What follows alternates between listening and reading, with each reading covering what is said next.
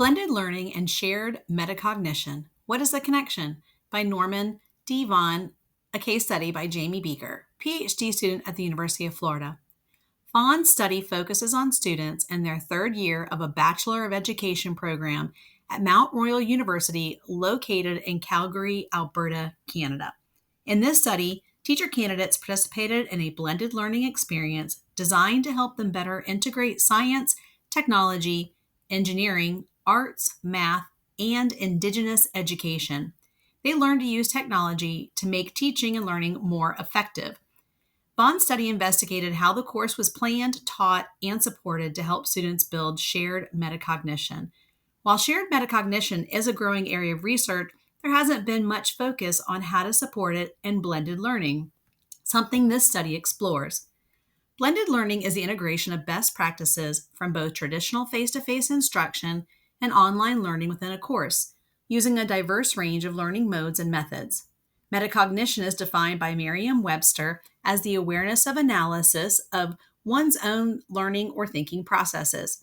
Simply put, metacognition is thinking about one's thinking. The college students attended weekly in-person classes on campus. They also participated in hands-on field trips. These experiences helped connect what they were learning to real-world teaching contexts.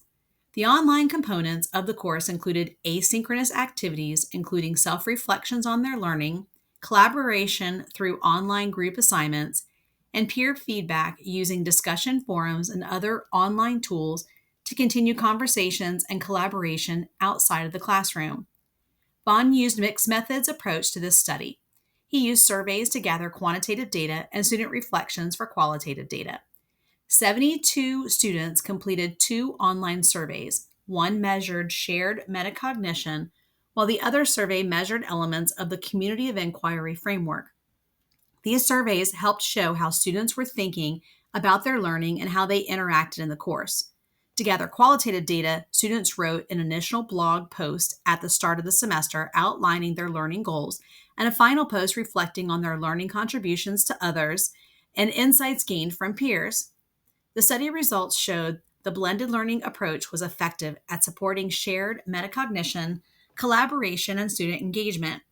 Figure 17.7 from the study shows that most students felt a strong sense of community, trust, and belonging as a result of the collaborative activities in the blended course. The surveys included a 5-point Likert-style scale ranging from 1 being strongly disagree to 5 strongly agree. As a result of the blended format, students reported increased self-regulation, taking greater responsibility for their learning through goal setting, time management, and active participation in collaborative tasks. They also began to co-regulate their learning by giving and receiving feedback, adjusting strategies, and engaging in group reflection. The study identified a need for clearer course structure and expectations to help students prepare effectively. Challenges also included uneven group participation and discomfort with giving peer feedback. Developing shared metacognition takes time. It requires guidance and a supportive environment, which can be challenging to achieve in one semester. However, it can be supported through thoughtful course design, group work, and instructor support. Vaughn's study aligns closely with what we've learned in our blended learning course about the community of inquiry framework, which emphasizes the integration of teaching presence, cognitive presence, and social presence. In this study's blended course, all 3 elements were clearly evident. In addition, Cleveland Inez emphasizes the emotional and social dimensions of learning, particularly in online and blended settings. The use of peer feedback and group reflection in the study highlight how trust and sense of community are essential for supporting deeper learning.